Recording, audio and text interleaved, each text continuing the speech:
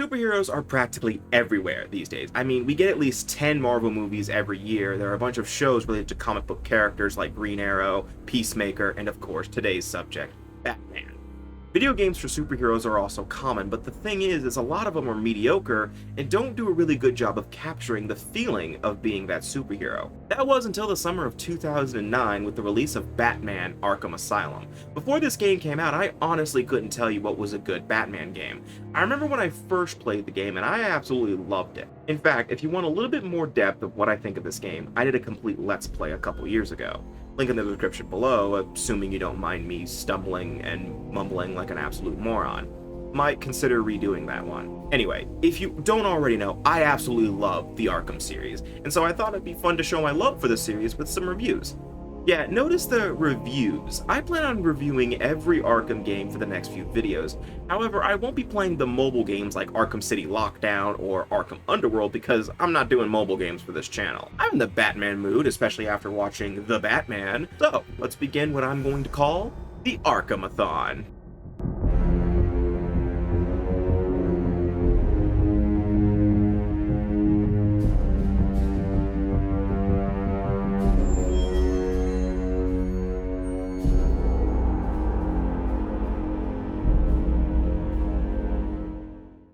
The Batman Arkham series is mainly developed by a company called Rocksteady Studios, and glancing at their Wikipedia page, they really only had one game prior to Arkham Asylum, a game called Urban Chaos Riot Response. Wow, so only one game before Arkham Asylum. Well, way to knock it out of the park, Rocksteady. Anyway, Arkham Asylum came out in 2009 and was met with universal praise. However, is that praise still accurate today, or did Arkham Asylum age after almost 15 years? Well, let's get started with that plot summary. I'm not going to post a spoiler warning because, well, there's not anything to spoil. Okay, before I begin, I just want to mention that the Arkham series follows its own canon, meaning that you don't have to read or watch anything to understand this game's story. Everything that's essential to know about Batman is shown to you in this game, so you don't have to worry about knowing who Batman is. Even if you still feel confused about something, there are these character bios that you can unlock throughout the game that can help you get a more in-depth idea of who each character is and what their origins are like. Any questions? No? Good. Arkham Asylum begins right after the Joker commits an assault on City Hall. Batman has already apprehended the Clown Prince of Crime and is taking him to Arkham Asylum.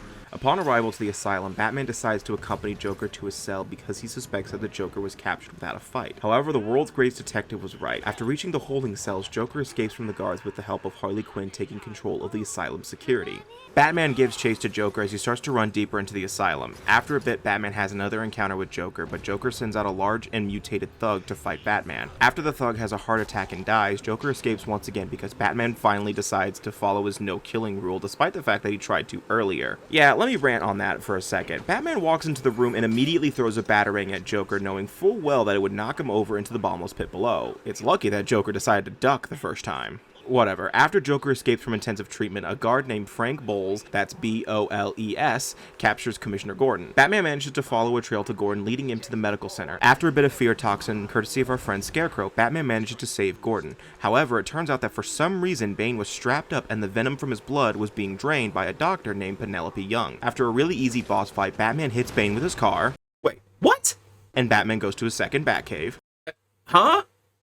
Batman learns what Dr. Young was doing to Bane's venom and was making a compound that was similar to venom, and by that, it's literally just venom but spiky, to have a variation that mutates anyone without the storage unit that Bane requires. It turns out that Joker was trying to get back into the asylum so he could get Dr. Young's formula so he could have an army of Bane-like creatures. In order to stop Joker, Young hid her formula somewhere in the Arkham Mansion. Batman manages to find the formula and destroys it, but I'll say it's pointless and Joker already has it. Anyway, after another dose of fear toxin, it turns out that Zsasz has captured Dr. Young, and Batman quickly saves her. Dr. Young tries to tell Batman where Joker's lab is and attempts to give him the access codes, but Joker rigged them to explode, killing the doctor. Batman also finds out that Harley Quinn has captured the warden of Arkham Asylum, Quincy Sharp, and makes his way to the penitentiary. On his way to save the warden, Quinn releases Poison Ivy and Batman manages to chase Harley down and takes her out. Harley reveals to Batman that there's a secret lab in the botanical garden, but Batman already knows the location of it because, well, He's Batman! And also he took Harley's fingerprints before locking her up. Batman makes his way to the Botanical Gardens and has an encounter with Joker. Joker once again escapes right after sending 2 Titan-enhanced thugs after Batman. After Batman defeats the Titan thugs, he then makes his way to Poison Ivy to ask about an antidote for the Titan formula. Turns out there is a cure for it, but Batman needs to collect spores from a plant that can only be found in Killer Croc's lair. As Batman makes his way to Killer Croc's lair, Joker gives Poison Ivy some Titan. Thanks, Joker. Anyway, after one last dose of fear toxin, Scarecrow is taken out of the equation thanks to Killer Croc, seen in Arkham Knight, by the way. Anyway, Batman finally gets his spores and attempts to make an entire batch of the antidote. However, Ivy attacks and causes Batman to halt the creation of multiple antidotes. Keep that in mind. Batman returns to the gardens to take down Ivy, and in a relatively easy boss battle, Ivy is defeated and Batman escapes from the gardens. After Ivy is defeated, Joker finally invites Batman to his party and Batman goes to the visitor center to end this. After a quick fight with some Titan thugs, Joker reveals that he somehow recaptured Gordon off screen and attempts to inject Gordon with Titan. However, Batman jumps in the way and ends up taking the Titan himself. Batman tries to resist the transformation because he can apparently do that. This frustrates Joker because it ruins his big night, and as a result, Joker ends up accidentally taking some Titan in a suicide attempt. However, the Titan transforms Joker into this thing.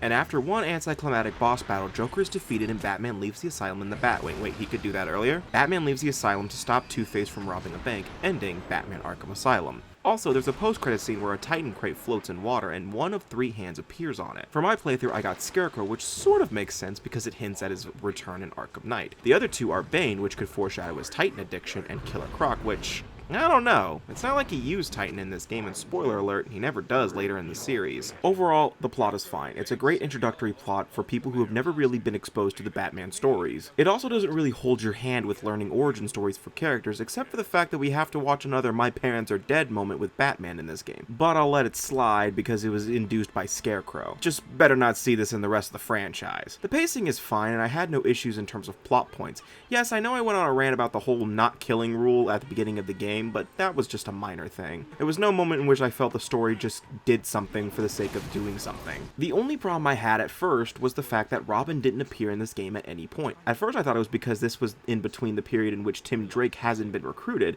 but I might be wrong on that one. Turns out Joker left a bunch of bombs in Gotham, threatening to detonate them if anyone sets foot on Arkham. Hold on.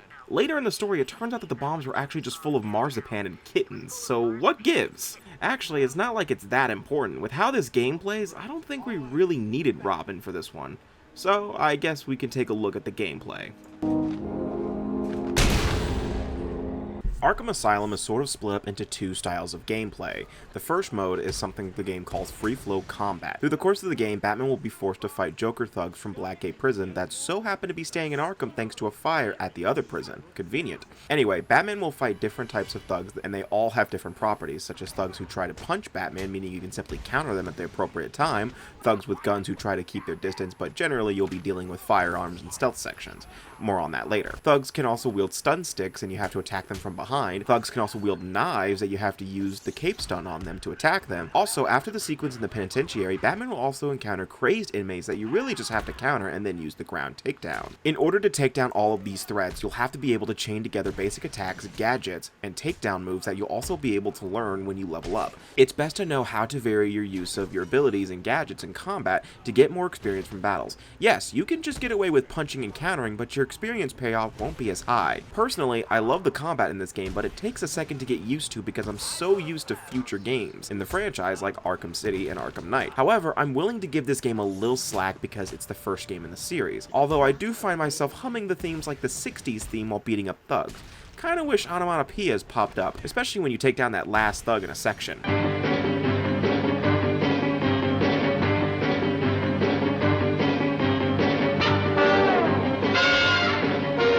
Earlier I mentioned that there are times where Batman will have to quietly take down thugs with guns. In these sections, combat is discouraged. You'll have to use Batman's gadgets and the environments to effectively take them down. It's always up to you on how you take down the thugs, and similar to combat sections, it's encouraged that you vary your takedowns to get more experience. The stealth sections are actually a really great part of the game for me. In these sections, I always feel like I'm actually the Batman. Taking out thugs from the shadows and seeing their heart rate spike as they slowly get terrified is satisfying to me. I always love doing that.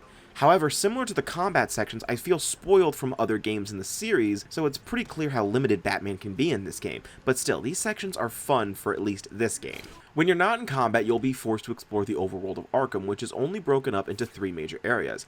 Everything is relatively close to each other, meaning that navigating through the island doesn't feel like a chore. In terms of the interior areas, there's the Intensive Treatment Building, Medical Center, Penitentiary, Botanical Gardens, and the Arkham Mansion. There's also the underground sewer areas, but in these sections, you're not allowed to use the grapple hook, unless you fall into a bottomless pit and use the escape feature. In these areas, you just have to use Batman's platforming, which is mainly just holding the run button and climbing over obstacles, or shimmying along walls with ridges, and pretty straightforward stuff. Now, another thing about exploration in this game is Batman's detective mode. With the push of a button, Batman's vision will change to where he can see more about the environment, where explosive walls are, where thugs are hiding, do said thugs have guns, and it can also be used to scan items and follow trails for narrative reasons. Yes, this includes someone's breath. Yeah, I got nothing for this one. It's encouraged to constantly have detective mode on for your first playthrough, but once you start to memorize the game as I have, you really only need it for stealth sections. So for your first playthrough, I hope you like the color blue. In terms of what can be found on Arkham Island, there's a bit. Towards the beginning of the game, Edward Nygma, aka the Riddler, will hack into Batman's communications and offer him a challenge. All over Arkham, Riddler has placed riddles and Riddler trophies for you to collect, and once you get them all, you get to hear Riddler get swatted. Police, open up! No! They should open the door, now! No! Down on the ground! Down on the ground! No! Actually, the main reward for doing Riddler's challenges is additional maps in the challenge mode, and of course, experience. There's really no point in doing these, but I always do them for the experience, and something in me just loves hearing Riddler get more frustrated with every riddle I solve. What? You're nearly done. Are you cheating? Looking them up on the internet? No, shut up. Anyway, there's also the Chronicle of Arkham tablets that reveal who the spirit of Amadeus Arkham is, and if you can't figure out who it is, I don't know what to tell you. Along with this are the interview tapes for most of the villains in this game, but it's just some therapy sessions that typically go wrong and explain how the villains got to the points they are now, somewhat. There are over 200 challenges to discover, and most of them are pretty easy to find. It's just a matter of having the proper means to get them. Speaking of having the proper means, let's talk about some of the upgrades Batman can acquire. First things first is by playing the game, you'll get experience points and eventually level up. Basic video game concept. When you level up, you gain an upgrade point that you can spend for your upgrades via Wayne Tech. Wait. He has to buy upgrades from a company he owns? You can spend your points on a variety of things such as a larger health bar, more combat abilities to use in battle, and even something like the range and power amplifiers for the cryptographic sequencer. Pretty neat. As you progress the story, Batman will acquire new gadgets to use for his benefit. You start the game off with the Batarangs and the Glide, which Batman can use to traverse the air for a short distance. I do want to mention that as the cape begins to tear later in the game, the cape isn't affected at all. It's good to know that Batman's cape can ignore the laws of aerodynamics. Once you get out of intensive treatment and stop these thugs from destroying your car, you get the explosive gel. Now don't worry, I'm pretty sure it's... never mind. Then you get the Bat Claw, which allows Batman to pull objects closer to him. Wait, what was he using to grapple onto gargoyles? Could he not use that for the same purpose? Earlier, I mentioned the cryptographic sequencer that allows Batman to hack into security systems. After the sequence in the Botanical Gardens, Batman calls in the Batwing and he gets access to the line launcher, which he can use to cross large gaps. Then finally, we get the Ultra Bat Claw, which is just an upgrade to Batman's Bat Claw and allows him to pull down walls from a distance. Where does this thing fit in his utility belt? Being honest here, I love using most of the gadgets in combat and stealth. This game does a really good job of letting you use gadgets for both combat and exploration. Yes, you can use Batarangs to cut ropes or break objects from a distance, but you can also use them to knock down thugs for a second. Arkham Asylum really does a great job in letting the player have a choice in how to approach stealth sections and combat by using Batman's trademark item, his belt. Also, through the course of the story, Batman will face major villains in boss fights, and they're pretty pathetic for the most part. Let the boss fight with Bane be the basis for almost every boss fight in this game. It's just one giant monster with a bunch of thugs trying to beat you up. This even applies to Poison Ivy and the final boss with Joker. Oh lord. However, notice how I said almost every boss battle. The only exception to this rule is Scarecrow, which is honestly the highlight of the game for me. Through the course of the game, Scarecrow will force Batman through different illusions with his fear toxin, and it's up to Batman to power through it and get to the bat signal at the end of the challenges. The only exception is the final one, where yes, you do fight a bunch of spooky scary skeletons and Scarecrow watches, but that's really it. These sequences are beautiful and do a really good job of giving the player a bit of anxiety as they're not sure if they're going to get caught by Scarecrow's Scarecrow's gaze and end up dying. Also, the sequences themselves do a great job in terms of messing with my head, especially the third one. In terms of post-game content, there is the challenge mode, which features both combat and stealth maps. You can play them as much as you want, and depending on your performance, you get stars. Get all three, and you get bragging rights. For combat, all it is just some waves of thugs, and you have to vary your moves to get as many points as you can. For stealth, you have to take out all of the enemies as silently as possible while trying to meet the criteria to get the stars. Challenge mode is entirely optional, and I've never really bothered with it, but I'm sure I'll do it if I'm incredibly bored. Now here's where I bring up the PlayStation version of this game. The PlayStation version of this game gives you access to a set of challenge maps where you can play as the Joker, and yeah, it's pretty standard stuff. It's just playing as the Joker. It's pretty cool, but like the rest of challenge mode, I don't really bother with it. However, I do find something comedic when Gordon pops up as one of the thugs you can kill.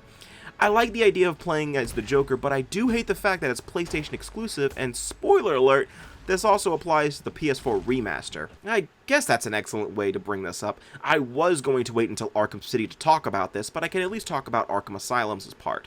Back in 2016, there was a bundle for Arkham Asylum and Arkham City released called Batman: Return to Arkham. This bundle featured remastered graphics, smoother frame rates, and all of the DLC bundled, except for Joker on Xbox. Anyway, it's a nice remaster for those who want to play Arkham Asylum these days, but in all honesty, there are a few things that bother me with this remaster. Mainly Batman. I mean, what is with his lips? What is this? It's so weird! The remaster is overall okay. The weather effects were also added to the overworld. Oh yeah, in this game, it's constantly raining, but when you're in the overworld, you wouldn't know that since there's no rain in sight, but for some reason it started storming when entering buildings. Huh. Speaking of graphics, I think graphically the game still holds up to this day, but something just bothers me about the character models. They all look like moving wax figures for some reason, and why does every male character look so buff? I get it for Batman, but what in the world is with Gordon? He has the face of a 7-year-old and the body of at least a 30-year-old. For reference as well, I was playing on the PC version for this review, and I had a mostly smooth frame rate. I only really had one drop, and it was mostly my computer's fault anyway because it decided to prompt me for an update. Thanks, Windows. For bugs and glitches, I didn't run into...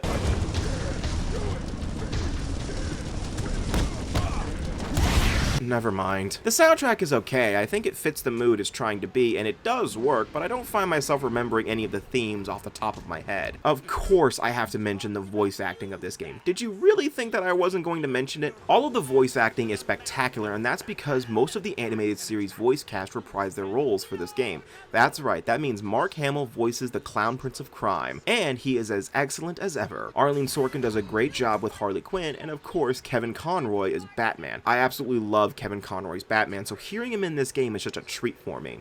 Overall, Arkham Asylum is a great game to introduce the franchise, and I think that praise is still accurate to this day. Thanks to this game, we got a few more games right after it, and we're getting a Suicide Squad game soon. If you haven't played Arkham Asylum, I implore you to play it. It's such a great time, and you don't even need to be a fan of Batman to enjoy it. I have a few friends that never enjoyed anything related to Batman before playing this, but afterwards, they became huge fans of the Caped Crusader. You can get Arkham Asylum on the PS3, Xbox 360, and PC. I would aim for the Game of the Year edition because it has all the DLC bundle. I'm not referencing it again. Also, you could get the PS4 and Xbox One remasters, and you'll get Arkham City. So yeah, you should try it out. And that's it. Arkham Asylum was such a great game that it started a great series of superhero titles, and it really only got better from here. But we'll be going in depth with all the major titles. Of course, I'd love to hear some thoughts about both the video and Arkham Asylum as a whole. However, the next time we meet, we'll continue the Arkham-a-thon with Batman Arkham City. Anyways, I hope you guys enjoyed this review, and if you haven't already, consider clicking that red subscribe button down there so you can catch the next few. And also check out the Arkham Asylum Let's Play that I did, but I will admit, I need to redo that one. Anyway, there's also some other stuff on the channel, like the Sly Cooper LP and the Assassin's Creed Brotherhood thing. But have a fantastic night, and take care.